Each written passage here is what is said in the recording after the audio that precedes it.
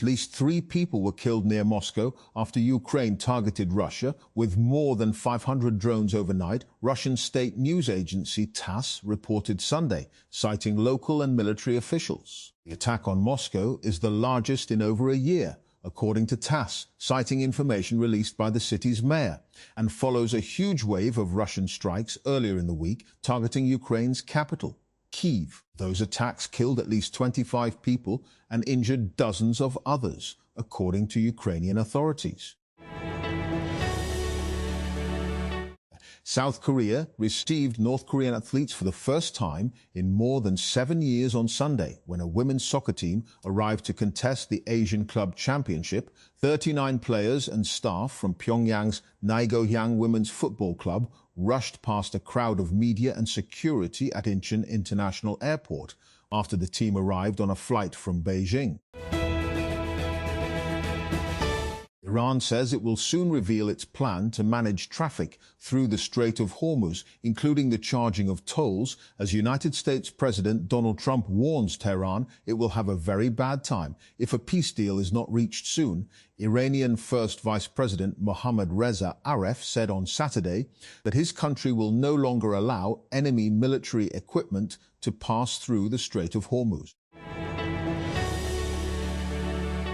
Israeli opposition leaders Naftali Bennett and Yair Lapid have united in an attempt to defeat Prime Minister Benjamin Netanyahu and lead Israel's next government. But while they have lots to criticize Netanyahu about, they have few qualms with his wars in Gaza and the rest of the region. Those wars, in particular the genocide in Gaza, with more than 72,000 Palestinians killed, have made Israel more unpopular than ever internationally. But Bennett and Lapid, both former prime ministers, seem to be betting that they will be able to rehabilitate Israel's global reputation if they get into power in elections that must take place before the end of October.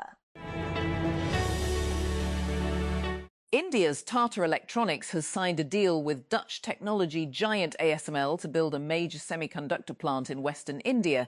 As Prime Minister Narendra Modi visited the Netherlands during his European tour, the agreement, announced on Saturday, will support the development of Tata's semiconductor facility in Dholera, Gujarat, Modi's home state. Scientists have developed a new experimental cancer treatment that uses ultrasound waves and microscopic gas-filled bubbles to destroy breast cancer cells among Pakistani and other patients worldwide, while limiting damage to healthy tissue and ending any requirement for surgery. The technique was shared by the American Chemical Society and involves injecting tiny microbubbles into the bloodstream. Karachi. While police on Saturday managed to secure a further 6-day remand of Anmol Pinky in 2 cases, the suspected drug baroness contested the police's claim that she was arrested on May 12 in Karachi, saying she had actually been picked up 22 days earlier in Lahore and was being pressured to give false statements involving Banigala, an Islamabad area known as the residence of former Prime Minister and incarcerated PTI founder Imran Khan. On Saturday, police produced the suspect, Pinky, before various courts for remand.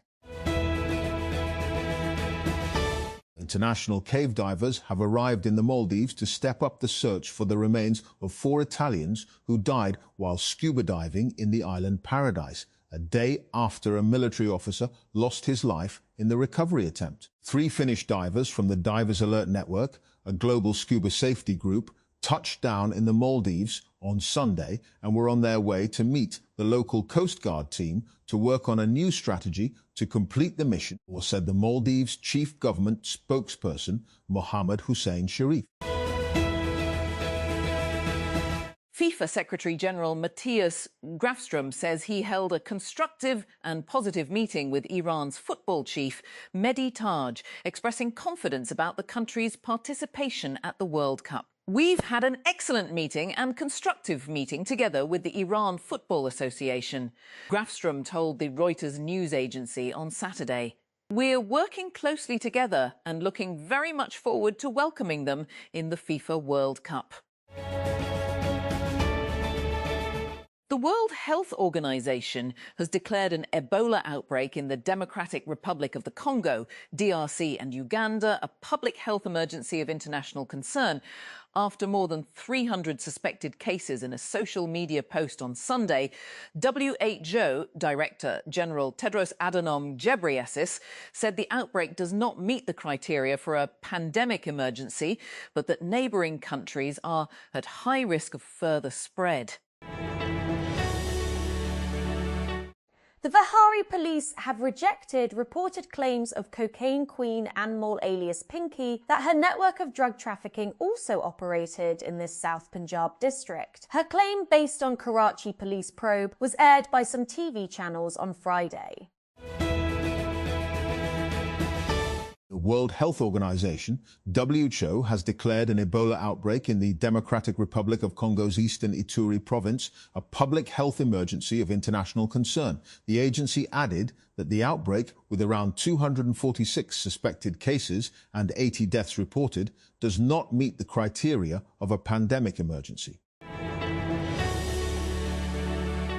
Mixed martial arts. MMA star Ronda Rousey has retired again after demolishing fellow combat sports trailblazer Gina Carano in their long-awaited non-title comeback bout in Los Angeles, defeating her rival by armbar after just 17 seconds. After a hype-filled build-up, the bout on Saturday was a jarring anticlimax, with Rousey Carano almost immediately before wrestling her into an armbar to end the fight.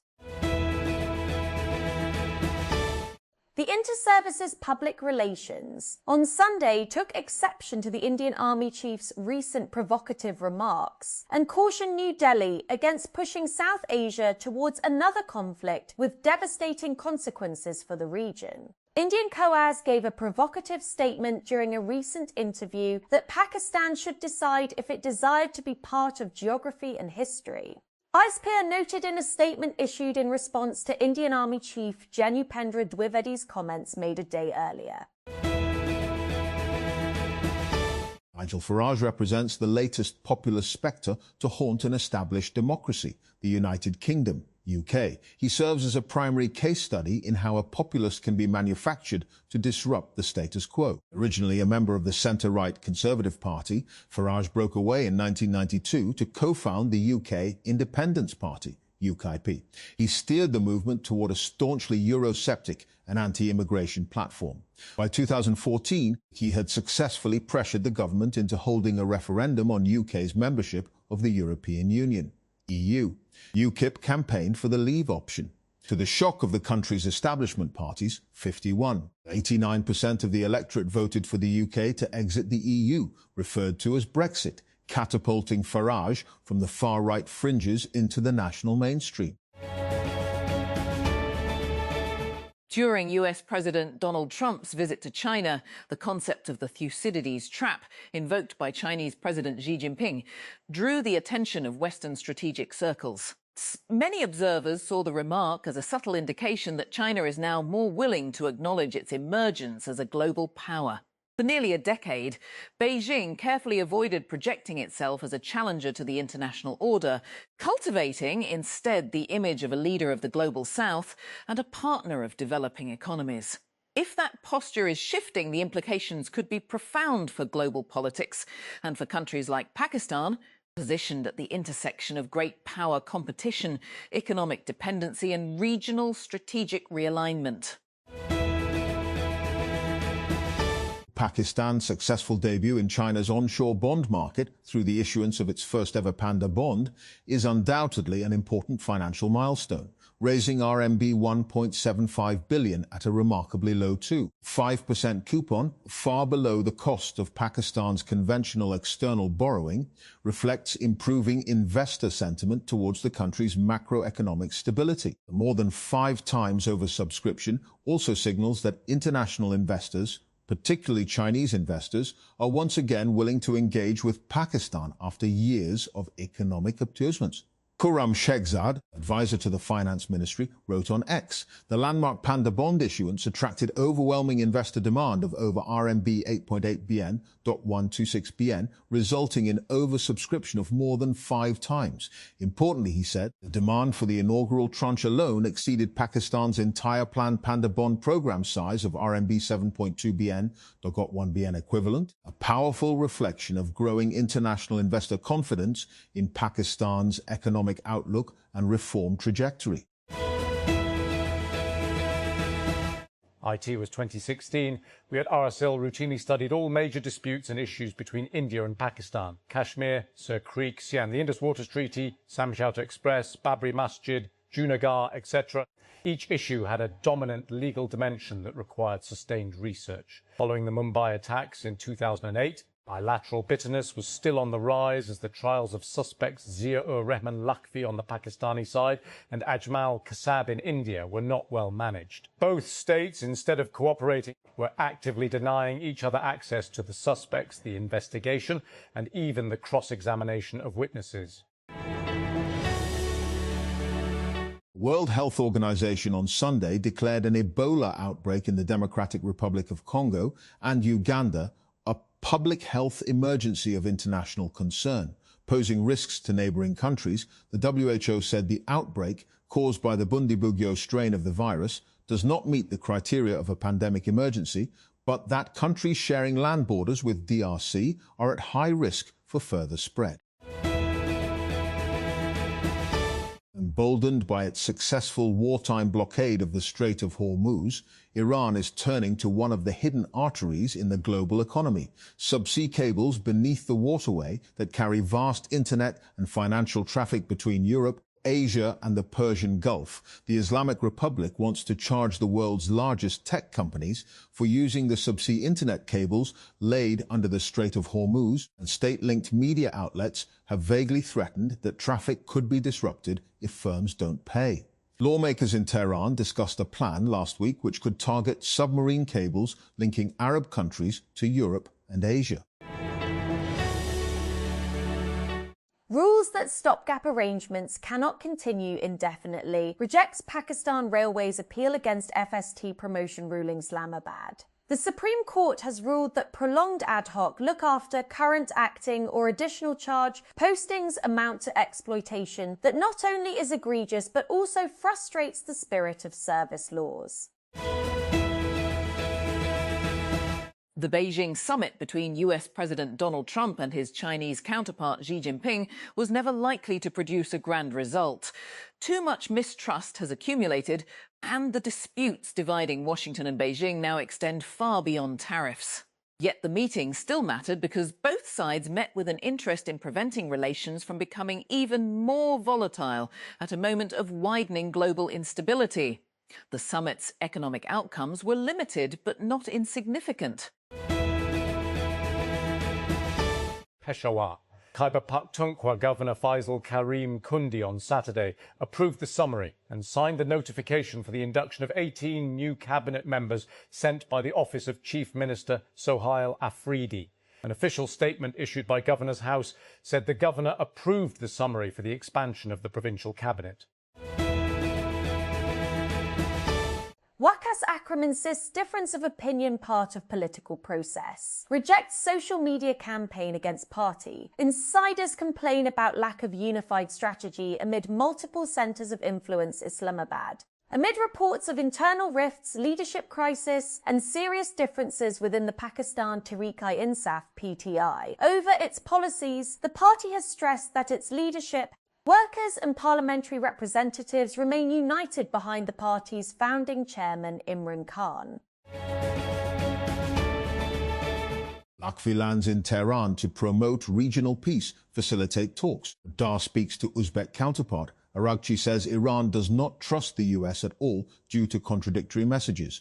Iran's UN envoy blames Hormuz disruptions on aggressors amid claims of Europe's request for transit. Putin, UAE president, discussed the Iran conflict in phone call. Islamabad. Interior Minister Mohsin Naqvi landed in Tehran on a previously unannounced two-day visit, which diplomatic sources said was linked to Pakistan's continuing efforts to revive the stalled Iran-US peace process after President Donald Trump rejected Tehran's latest response to American proposals. A humpback whale rescued after beaching itself in Germany has been found dead near a Danish island. The whale was first spotted stuck on a sandbank on the 23rd of March off the island of Pehel on Germany's Baltic coast. Hezbollah has increased its use of small first-person view (FPV) drones to attack Israel, including systems controlled by fibre optic cables to evade sophisticated defences. BBC Verify has geolocated 35 videos shared by the Lebanese armed group since the 26th of March, which show strikes on Israeli soldiers, armoured vehicles and air defence systems in southern Lebanon and northern Israel. Military and law enforcement clashed with demonstrators outside La Paz, Bolivia, in an attempt to clear roadways that had been blocked as part of nationwide anti-government protests. As many as 3,500 soldiers and police were deployed as part of the operation that began in the early hours of Saturday. Around 57 people were arrested, according to the Citizens' Rights Ombudsman's office. A few days ago, the manager of the building where CNN's Havana bureau is located rapped on our door with an urgent message. She needed to know if we would be coming to work during the imminent US invasion. Washington's intense pressure campaign on Cuba had already been keenly felt in day-to-day life. Under the ongoing US oil blockade, power flickers off in our offices several times a day. The compounding economic crisis means there's no fuel for the building generator or even toilet paper for the bathrooms. Every day I walk past an enormous artificial Christmas tree in the lobby that no one has bothered to take down. A new poll has reaffirmed the tight race for Brazil's presidency this year, with both the left-wing incumbent Luiz Inácio Lula da Silva and his right-wing challenger Flavio Bolsonaro tied in a head-to-head contest. On Saturday, Datafolha, the polling firm for the group Folha media conglomerate, released its latest numbers, tracking the candidates' progress in the run-up to October's generation election.